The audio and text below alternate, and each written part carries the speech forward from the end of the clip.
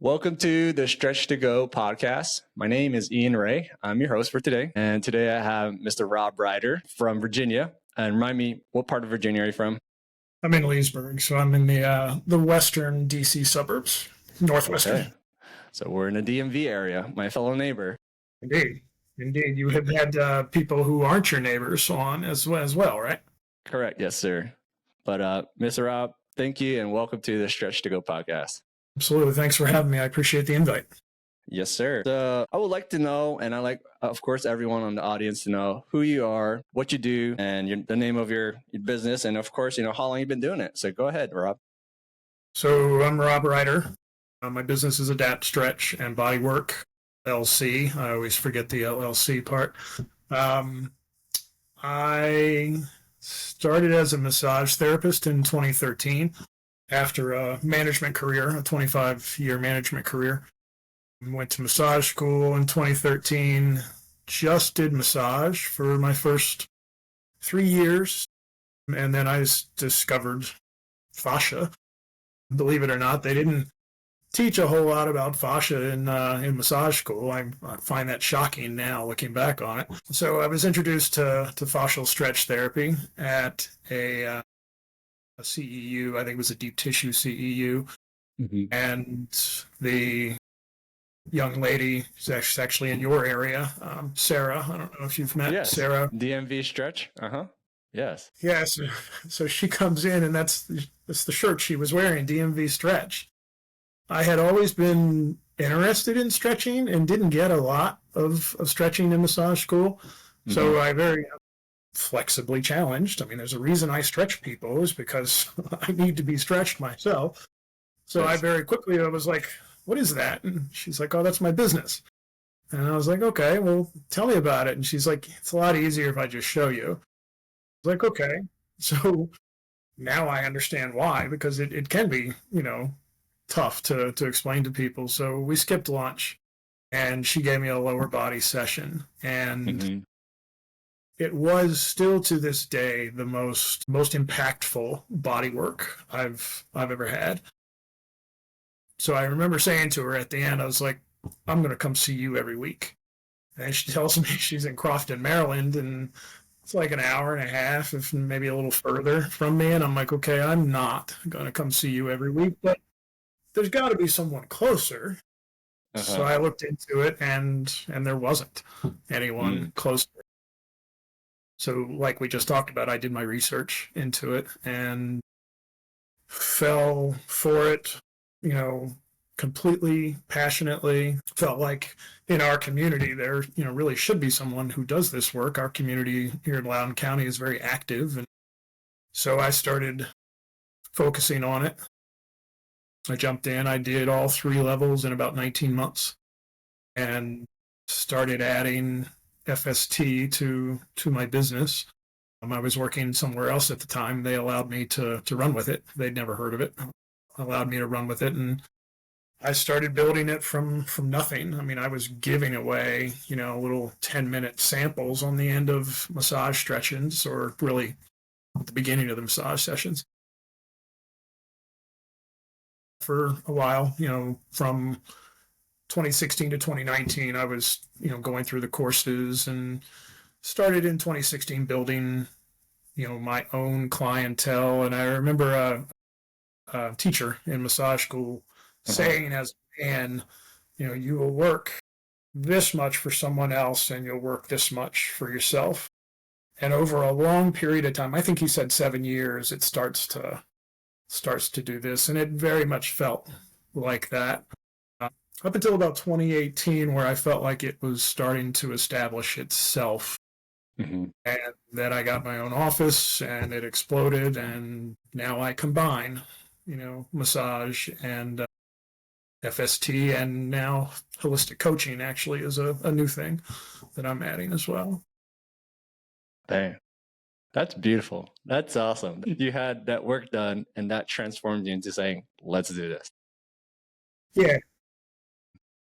And that's pretty much what I tell people is, I felt it as a client. I wasn't a client long before I, fell for it, but And I kind of let that guide me as far as doing continuing ed stuff. It's, what do I feel, Mm. as a client? What's beneficial to my body? And now, having FST is um, very unique. It's very niche. So I also try to add other modalities that are the same way. I've started studying myoskeletal alignment technique with Eric Dalton, and that Hmm. is also very unique. There are not a lot of practitioners around doing that either. So I look for things that work for my body, and I look for things that are very unique. And anytime I've mentored other therapists, especially male therapists, my biggest advice is always find something unique. Mm. Make yourself stand out, because massage therapists, it sounds negative, but there are a dime a dozen. There are massage therapists everywhere, especially as a male therapist. Find something unique, find something that stands out for yourself. I like that. Yeah, I think it's very important, right? Especially in the massage therapy realm of work. If you're just general Swedish or deep tissue, there's a lot you can choose. But if you have that unique perspective of, hey, I can add this into different, whether if it's cupping or even dry needling. I mean, there's so many different things that you can incorporate with fascia. And I Yeah. think that's the beautiful thing with FSC is that it can incorporate to many things. And that's awesome. I'm sure I'm going to look it up, what you're doing, and kind of, see what's out there too. Yeah, and it's a beautiful combination. One of the things I love the most about FST is it itself is unique, but each practitioner who offers it is also unique. I go through and I learn FST and I learn 10 other, continuing ed modalities. You're doing FST and you learn 10 other continuing ed modalities. The odds of us offering the same continuing ed modalities are pretty slim. There may be some crossover, but what Hmm. you offer and what I offer, even though it's all manual therapy, it's all massage and stretch therapy, and whatever terms you want to apply to it, it's different. What someone's going to feel from you is different than what they're going to feel from me. And I hear that from clients a lot, whether it's maybe they're moving or Hmm. they're going to be traveling in a certain area or a temporary assignment in a certain area, and it's, let me see if I can find you somebody out there, and we'll find someone, and they'll go and they'll come back. And as nice as it is to hear, I feel bad for them because they always say the same thing. Yeah, they're okay. They're not you. And that's the thing. It's very different. And I also find it very different in when I'm looking to put someone with another practitioner.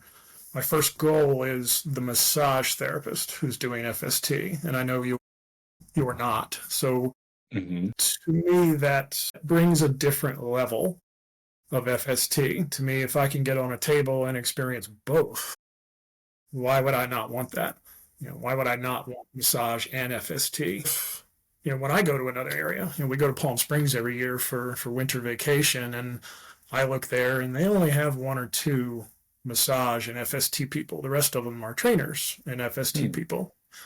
And nothing against the trainers. I've worked with many trainers who do FST, and it's great, Hmm. but it's different than when it's massage and FST. So the point is, it's so unique in it to itself, but it's also unique in who's performing it.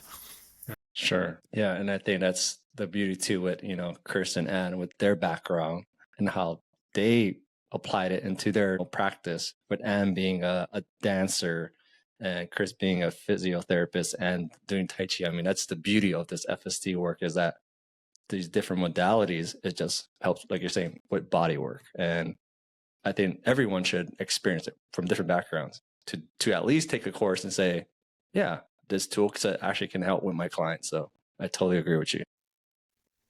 Yeah, and you see someone like Bertrand Berry, recently the NFL player, former NFL player, getting certified in FST, and now he's performing it. That I think speaks to it a lot. And that's a little bit in my research. What kind of got me into it? I felt it, but then I Hmm. started researching, and I was like, is is it just stretching? What was it that made it amazing? Was it Sarah? Was it her specifically so I started researching, and I quickly found at the time there was only one research study. I mean, it was an old one, and probably from when Anne first started, 7 or something along those lines. But that was enough to tell me, okay, hey, there is some science here. This isn't just stretching. There's science to back this. And then I found the NFL players and the other athletes. And, that's when I started seeing, YouTube videos of all these different players who've been using it. And, athletes, professional athletes were Stretch to Win's biggest client base for a lot of time because they recognized it immediately. And there's one thing I know from athletes: while they'll do anything once, they'll try anything once, they don't do things if it's not working. So the fact that professional athletes were using this for 5 years, 10 years, 15 years, 25 years by the time I had found it, that was the other thing that put me over the top as far as, okay, this is real. This really is legit. Yeah. Yeah. It is as impressive as it felt. Mm-hmm. And I guess my backstory to how I got started into this is I wanted credibility and actual proof that what I'm going to get into is actually going to help people. And that's when I did my research too, is like, okay, they've written books, they've done their research, and they've been around for a long time, that to say it's not just a fad, that they just started and created. They've been doing this and they've lived by it. And that's why I was sold. I was sold that, okay, Fascial Stretch Therapy by the Fredericks is where I'm going to get my training and my learning, because just how long the longevity of the game. And it's amazing. Even though I've never met them, I already know, like, I want to follow in their footsteps. So props to Chris and Ann. Yeah, so that was something interesting I heard you say in one of your other podcasts. So I guess you went to Toronto to get educated? Correct. Yes, sir. Okay. Uh-huh. Yeah. So I was able to meet the whole team up there with Kevin Darby and what he's doing. And it's amazing too. Just how rapidly fast it's growing up there, up north. Yeah. It's amazing. Yeah, I know when I did my level 3 at the time, I don't know how it is now, but at the time, you could only get level 3 with Chris and Ann. So we had a lot of Canadians in our group. Like it was probably half Canadians in the group, and I kept thinking, well, why are all these Canadians here? Like they weren't connected. They were just all from Canada. I didn't realize that you could only do level 3, with Chris and Ann, and that was when I found it. I wanted it from the creators. I wanted, it would have been probably closer for me to go to Toronto, but I'm always looking for what I think of as the best. When my wife and I do stuff to our house, we never go cheap, and we usually don't go middle of the road. We go for the best. So that's what I wanted. I wanted to get it from the people who created it. So that's why I went there. Although what I see from what they're doing up in Toronto now, that looks really, really impressive what he's doing. He seems like he's really grown into it. Yeah, definitely. The team is awesome. So kind of backtracking, Rob, what's typically like your demographic population that you're working in Williamsburg, Leesburg. As far as the clientele? Sorry. Yes. Leesburg. Yeah, Williamsburg's way far south. Let's not get people going down there to see me. I have worked with as young as probably 10, as old as 83. The average person, is middle-aged, my age, from, maybe 30 to 60 or so. I've had professional athletes as well, but certainly the bulk of the people are just the average person. I'm going through a holistic coaching course right now, and I just got off a call with them, and we were talking about holistic coaching and business side of it, revising the elevator pitch and that kind of thing, and trying to define who your clients are. And it really is probably that middle. I keep using the term middle-aged. I don't know whether that's a good term or not. I feel like I'm middle-aged. So the people who used to be in motion, the people who are having trouble being in motion, the people who want to be in motion. Mm-hmm. Those are my clients. You see a lot of people go from their teen years and their 20s into their 30s and 40s, and it starts to change for them at some point, usually in the 30s. And then you get others who are, maybe they're in their 50s and 60s and looking at, well, my house is about to be empty, my kids are about to be gone, my spouse and I are going to retire in the next 5 to 10 years, but we want to go and do all these things, but physically, I don't know if I'm going to be able to do those things. I had a new client yesterday, Mm-hmm. and she spoke kind of along those lines. So I'd say, my average client, getting back to the question, is anyone who is having trouble being in motion. But certainly, I like to work with the average person who's struggling with it in one way or another, if that makes sense. Yeah, no, that's I think that's where most of the clientele too I find is that people who love doing what they're doing and they want to continue to do it, so that they can extend their life and their passion, or whatever it is. Yeah, but taking that a little further, Mm-hmm. you get other people that sometimes clients they're kind of down on themselves. My hamstring is more tight than, this person, or I should be more flexible, or I wish I'd paid more attention to the flexibility. And then I remind them, there are professional athletes who've devoted their entire lives to being one thing or another. And guess what? They're in here on this table too. So whether it's the professional athlete who's trying to get a competitive edge and trying to be better on the field or the court, or whether it's the average person who wants to be able to put their arms up over their head and put the groceries up in the upper cabinets, whether it's the 83-year-old who came to me and said, I just want to be able to put my shoes on. He was struggling, putting his shoes on, or whether it's the 12-year-old super athlete or the 16-year-old who's aspiring to go to college. Everybody has their motion or their movement. All of them are trying to get to a certain place involving motion and movement. Mm-hmm. And that's what I think of. How do we get them to that place? Maybe it's just putting their shoes on. Maybe it's, competing in the NFL. It is effective for a very broad audience. But most of what I see are those 30 to 60-year-olds who are struggling with it.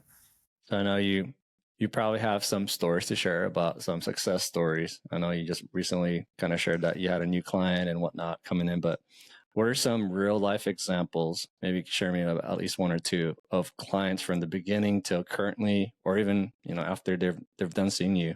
How has the FST helped them? Yeah, I think of the scope of those people. The pro athlete, he's on my website. He's retired now. He went 15 years in the NFL, and he would credit taking care of his body, including FST, to being able to be in the NFL for 15 years. That's not easy, being in the NFL for 15 years. And he said, in the same way that I heard Bertrand Berry say, he wished he had discovered it years earlier.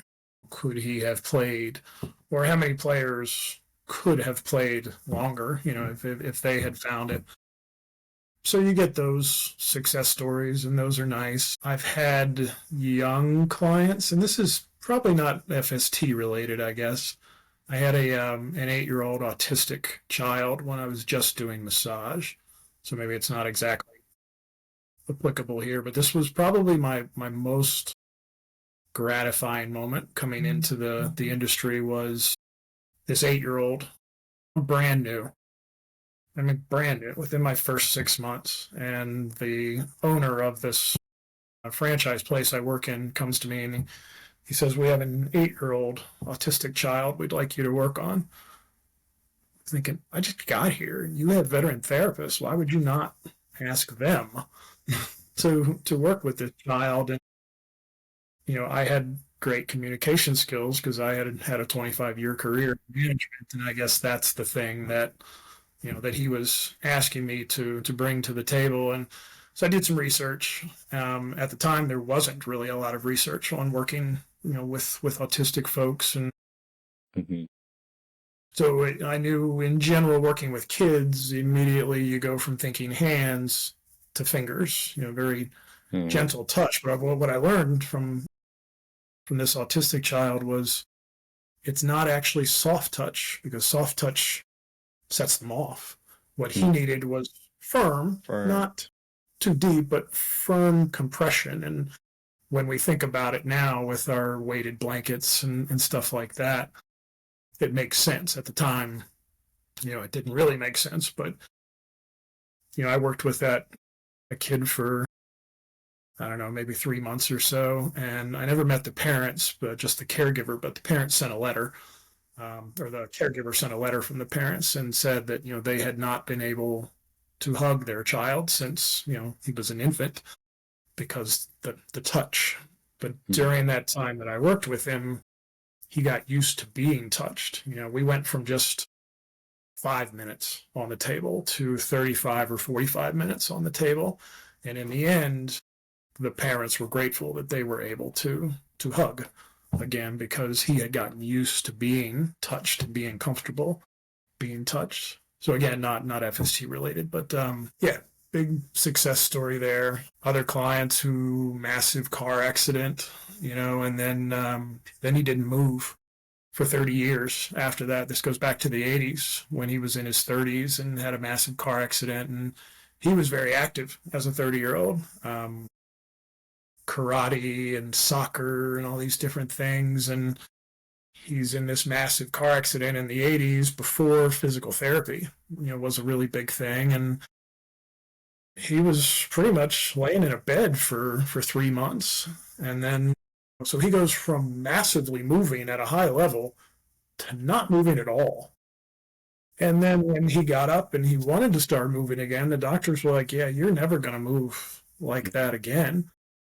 So he changes his job. He goes from being, very physical and moving a lot in his job to sitting at a desk. And so he was one that stands out in my mind. I worked with him for, 2 or 3 years, and we never got him to a place where I wanted him to be. It turned out he needed, 2 hip replacements, and I was never going to fix that, obviously. Yeah. So, to see those things, all of it's gratifying. All of it's gratifying, but to see those interactions is really something that stands out. And knowing that, the work we can do, I mean, there's a lot of things out of our scope, right, that we can help out with. And it's just us as practitioners, we see how it can benefit that person. But once it gets to that point, I think there's a line, whether if it's, actual skeletal issues or muscular issues that we just cannot do because of whatever issue it is that they're facing. So, but my goal as a practitioner is let me get to you to a place like Chris and Ann says, like help them get through the journey. And if you can't, then you have to, refer them to whoever else. Yeah. And I think that's an important business lesson too. One of the things I strive for is having a large referral network. Knowing when you can't help someone is an incredibly hard lesson. And it was, something I struggled to learn. And, eventually you figure it out and it's okay. Well, if I can't help you, it'd be nice if you had faith in me to find someone who could help you. So having a group of chiropractors, orthopedics, physical therapists, MDs, psychotherapists, is another one. You discover stuff on the table. Going through breathing exercises, you find someone has some internal trauma that's, way outside our scope of practice. So being able to identify those boundaries and get them off to someone who can really help them. So I know you're talking about fascia earlier, but like when you sit down with new clients or anyone in general, like how do you explain what fascia is? in general terms, so that people can understand, like, this is fascia and this is why you're on the table. Yeah. And that's, my first session for clients is a 90-minute session, but I price it as a 60-minute, and they get 30 minutes for free, which allows me that time to be able to hear from them, because that's my first job. My first job is to listen. So it gives me time to hear from them, but also gives me time to explain fascia. And, I start there with the fact of, what makes me different than other therapists, because they've been referred to me at some point, and that's the one thing they do understand. They very often have no idea what it is they're coming in for. And sometimes I ask them that. It's like, do you really have an idea of what's going to happen here? And they're like, no, absolutely not. I always find that funny that they had the faith to come in anyway, but they do understand that it's different. And that's what I want them to have a good grasp of why it's different, what's different about it. So I'll go through, and sometimes it's the lesson about the membrane around the chicken breast. That's a visual people can pick up on, as that's the chicken fascia, or the marbling in the steak, the cow's fascia, and that immediately allows them to start to think of real things that they identify. Or sometimes it's, as children, we learn the skeleton. At some point, we see a skeleton and we start to understand, knee bones connected to the thigh bone, and you start to understand the skeleton a little bit. At some point, you start to understand muscles, usually from the point of muscles are kind of like clothes that hang on a clothes hanger. The muscles hang on the skeleton. But as you leave your childhood, that's pretty much the basic anatomy that you have, that you walk away from. Okay, those are two systems. Putting those two systems together, that's fascia. That's connective tissue. Understanding, okay, you got the muscles and you got the bones, but then what? What propels the body? What impacts, absorbs the impacts? What makes it put into motion, right? Yeah, exactly. What connects us? I refer very often to the outside superficial, kind of like a spandex suit, that encapsulates us. And, if I push on it, if I'm inside of it and I push on it, it pulls across my body. I'll use my shirt very often as, this is my nice smooth shirt. And if I grab it and twist it, now it's got lines in it. And that, again, is another visual. It's a simplistic one, but it's not far from the truth, really. If you have an adhesion, then it's gonna shatter, kind of like a spider web, or a glass in a car or something, during an accident. That's where it starts, and then I start to explain how it runs through the body, wraps every muscle, every ligament, the tendons, the blood vessels, the bones, the organs. Largest soft tissue structure in the body. When you put that out there to clients, they immediately think of the skin. So I automatically go there and say, yeah, it's bigger even than the skin, But then the follow-up is, but it's largely ignored. Who works on it? Very few people work on it, unless who studies it. Unless you're, like, I remember learning at Stretch to Win about fascia. And I remember thinking, I was in physical therapy at the time, and I see a doctor pretty regularly. I'm diabetic, so I thought, I can talk to my physical therapist about fascia. I can talk to my MD about fascia. And when I went back to try to talk to those folks about fascia, I found they knew very little. They knew less than I did, just from going to level 1 or reading a couple of books. That's shameful. And so much of what we deal with day to day in our body that forms our aches and pains, so much of it is rooted in the fascia, in the connective tissue, and it's largely ignored. Shameful. It is. That's why we have to do this work. That's why there's more practitioners. That's why more people need to know what fascia is, because, and I'm going to probably start doing this now, but out on the streets or whenever I work with people, I'm going to ask them, what do you know about fascia? And I'm going to record this so I can hear people because they probably won't know. And so like, I think that's just that awareness. But leading up to this, where do you think fascial stretch therapy itself is going in the coming years? I mean, you've been doing this for a number of years. You've probably seen it from, the time that you started to now, but where do you see it coming and going in the next several years? I think it'll continue to expand. You look at what Chris and Ann have done and what they're doing to broaden knowledge of it, to teach people, why it's different than, say, what you get in a franchise stretching environment.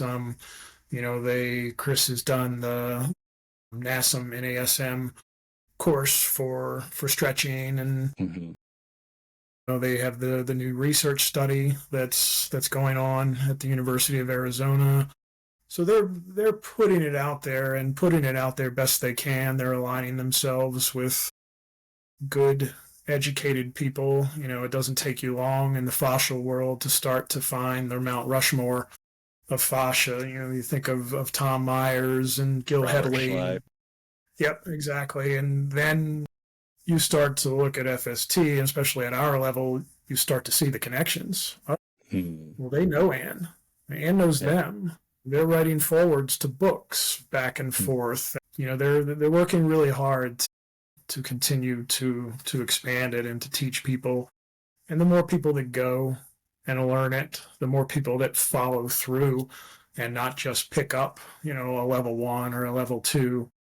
I have a practitioner who works for me that just hit his level 2 recently, and I encouraged him to go out to level 2. He was 2 years beyond his level 1. And I, kind of started talking to him about it, and he wasn't sure. And I kind of said to him, in my opinion, if you're not going to go through the whole thing, then don't even go get level 2. And I'm one who dives into something. So this is just my personality.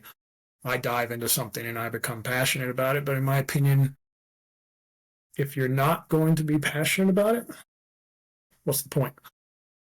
So if the work is even vaguely interesting to you, level 2 from level 1 is night and day. But don't go if you don't intend on following through with it all the way through. And that's where you get those of us who are really passionate about the work and who carry the flag and who it becomes important to expand it and to teach it versus someone who may go out and just get a level 1, and that's fine, and that's a good tool in their toolbox, as they say. But those of us who go through it, and I would imagine, and maybe I'm putting you on the spot here, but I would imagine you have intentions of going through the whole program, yes? Yes, sir, I am. Yep, March is when I'm going to go get my second one. So I'm excited because I just know I see like I said, a difference of how level 2 can open up hips, especially. That's one thing I've run across so many clients just stretching is like the hip is so tight, but I only have so many types of stretches I can do. And so like that level 2 is just the beginning of it. Cause this is the foundation, right? The level 1, level 2, 3 is even greater. It's where you can find that beauty in the FST. And level 2 really opened it up for me. Level 1, it felt like a protocol. I know now that it's not. And they said at the time it's not a protocol, but I think it's very difficult for a lot of people to go through level 1 and walk away from it and not feel like it's a protocol. So level 2 completely blew that open, and that's when you start to realize, okay, I was really super focused here on this little thing, but really it's this giant, beautiful thing. Even Jeff, my colleague that works with me, he went out, and level 1 was really stressful for him. He tells me he's not a great student, and I'm not a great student. I didn't go to college. This is all, even massage school was hard for me. So you go to level one, you're really focused in on learning and trying to figure out, what to focus on. By the time you go back for level two, you're more relaxed. You have a better idea and you're in a better frame of mind to learn it. And so, yeah, level two is an important level. Actually, it gets, I think, a little bit overlooked because for some of us, me included, you're looking down the road to level three and now level four. But level two is super important in the journey. With your business growing, kind of switching gears now from Fascial Stretch, but as far as like business, like what are some of your long-term goals that you have for Adapt Stretch Therapy? I struggle with this all the time. There was a part of me that I think it's the old manager in me that could take this and grow it to multiple practitioners in multiple rooms. And, we see this FST thing and we see it in just about everybody. Anybody who wants to grow it can grow it. You immediately jump in, you look at someone like Sophia that you had on last time or time before last, maybe. Yes. She's a Pilates instructor and goes to Nashville, I guess, and stumbles upon it. And she goes out and gets her level one and she comes back and pretty much walks away from Pilates and is just doing FST. And then she's got a wait list of 50 people. And we see this over and over and over and over again in all markets. If you want to run this and you want to succeed with it and you want to put some effort into it, it will provide. It'll grow as much as you want it to grow. So there's a part of me that knows that it's capable of growing, and I'm capable of growing it. That's on one side. That's the old manager in me. Now I'm the mid 50s. I started this wanting to get away from management. I had 20 locations and 200 employees, and I really just wanted to just do this, just me. I just wanted to work. I just wanted to work on people.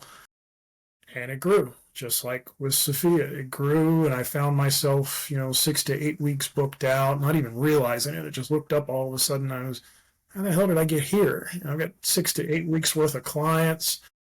Immediately, my first thought was not, jubilation. I was terrified. All these people are depending on me now.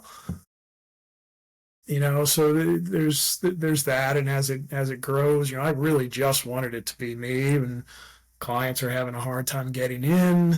Eventually I said, okay, let me find someone to help me.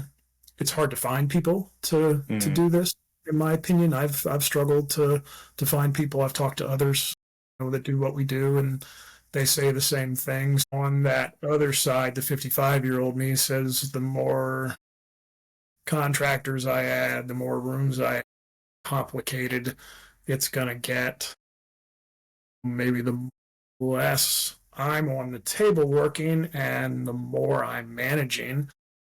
And that sounds nice to some degree, but I went through a thing recently in deciding where my continuing ed dollars were going to go in the future.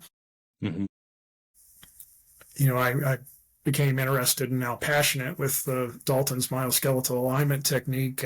But I thought to myself, that's a journey. That's an elite journey, even bigger as far as hours than FST.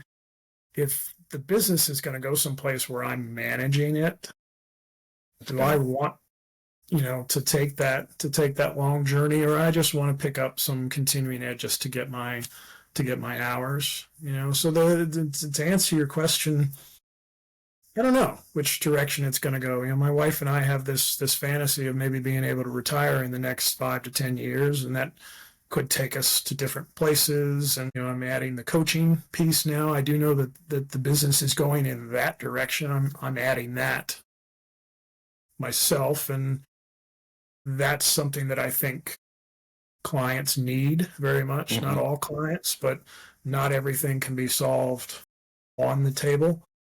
You have those clients that come in and you ask them, well, how do you want to feel when we're done with this session? And they, whatever it is, X, Y, or Z, X, Y, and Z, you do the session. Most of the time they come off the table feeling X, Y, and Z, and it's okay. Well, what can you do until I see you next to continue to allow you to feel this way that you've now told me you want to feel? Yeah. So they come back, and we know most of the time they've not done those things that they needed to do. So I can help you on the table, but I can't do those things for you.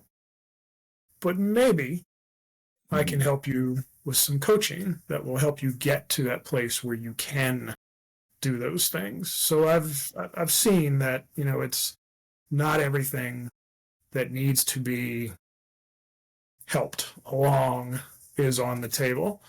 So I do know that the coaching piece, I don't know exactly what it's going to look like yet. Maybe in my retirement years, it's just coaching, who knows?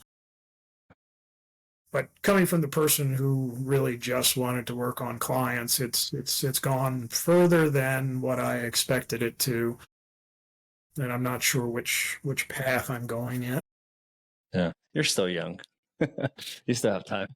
Yeah, it's tough, and you haven't gotten to this place yet. And I'm not the only one that deals with this. I've heard this from other veteran FST folks. Mm-hmm.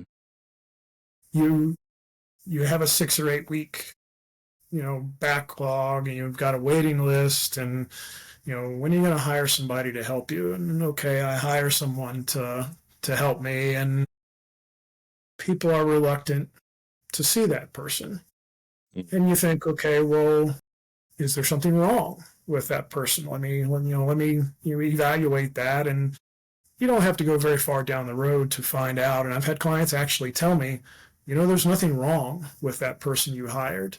It's not that we don't want to see them. We just don't want to see anybody but you. And that's a struggle for me to hear. Like, I don't know how to resolve that. I mean, that's a nice problem to have, but it is a problem that needs to have a solution as you grow your business. As you ask the question of where am I going, and you start to think, I'm sure for yourself, where are you going with this? Are you going to have other practitioners?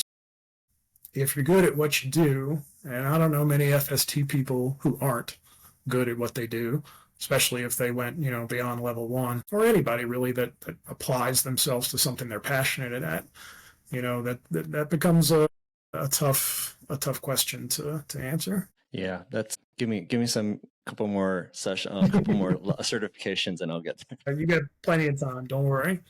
But that's awesome. I'm gonna have to go back and listen to this again because there's so much that I'm writing down mentally, like what I could be applying. So thank you for those words. Sure thing. My last question for you, Rob, is what strategies have you found to be most effective in growing your business and reaching new clients? It's easy, actually. You think along the way, and you're usually put in a position to offer free chair massage, or go out and offer, go to a gym and you set yourself up in the lobby, and the gym has allowed you, to work on people for free, or maybe you charge, a little something, and you do those things, and somewhere along the line, someone's taught you that that's the thing that you need to do, and you're out there beating the weeds looking for clients that way. I don't know whether your experience was that, but that's certainly what I was taught. And that's so not what I have found. It's not what a lot of people I've found. I went and did one of those type places at a gym. They were doing a kind of like a client celebration one day. Yeah. And I met a chiropractor and connected with him, and he taught me, very importantly, thank you, Dr. Keith, connect to other business people. Look for maybe people who don't offer exactly what you offer, but similar. So I started just talking with him, actually became a client of his. Then I met someone who was also a client of his who was a dentist. And now you start connecting with other local business people. Like I said before, those people who I do, a referral network with, those are the same people that I connected with. So Mm. gyms, personal trainers, chiropractors, physical therapists, MDs, those are people that you start to connect to in your community. And then you start referring people back and forth. If I'm making a cold marketing call, I can hear from a client, oh, I go to whatever gym and they do a great job. So now I can go to that gym and I can say, you know what, we have a client in common. Can I get some brochures and some cards from you that I can start to hand out to my clients? You don't go asking for something from them. You can, Mhm. that's an approach. But you go offering something to help them. And it's not going to be long before they're coming back and saying, hey, is there something I can do to help you? So to me, when I started to grow was when I learned those lessons and I started connecting with other local, especially small business people, and starting to do that referral work back and forth. That's when I started to grow the business. I can't tell you how many free chair massage and samples and stuff like that that I did. I could probably count the number of clients from all of them probably on one hand. Maybe you can make that work. Some people certainly have, but I just found a lot more success reaching out to the other business leaders and people who run small businesses in and around you. If I had advice, that's what it would be. That's probably what I should be doing so I can lessen my chance of failure is to connect with those who already have that relationship. Especially for myself, I'm pretty new to the area, so if I can connect with those small business owners like you're mentioning, I could probably find better success in the clients that could benefit rather than anyone and everyone. It's who is actually using them to solve their problems. So Yeah. And, find out from the clients that you do have, mhm. what are the businesses in their local community that they use? And again, it doesn't have to be, in your field. See what other businesses they're using that aren't in your field. Where do they go for their dry cleaning? What doctor do they go to? Then you can start to visit those places and start to have conversations with the people that run those businesses and say, we have a client in common. We have a customer in common. And they told me about your business and I wanted to come check it out. And maybe there's a way I can help you. I can refer some people to you, and just finding those places. Where do the clients that you currently have, where do they shop? Where do they go? And then Mm. grow from there, maybe. Mr. Rob, it's been a pleasure. I've so much nuggets that I can just pick out over here that we can talk about. I But mean, I we do. can talk for hours, I'm sure, and feel free to call, reach out anytime if you have any questions. All of the FST people are really helpful that way. I appreciate you inviting me, and I applaud you, man. This is for someone who just got into this. I mean, none of the rest of us thought about this. It would have been great to have that resource. Maybe it's the technology. Some of us older people didn't feel as comfortable with the technology. I mean, there have been many people who have said to me, "Hey, you should have a podcast." I'm like, I know what a podcast is, but I couldn't begin to tell you how to get one or what to do with it, and I don't really have a whole lot of time to do that anyway. So yeah, my applause to you.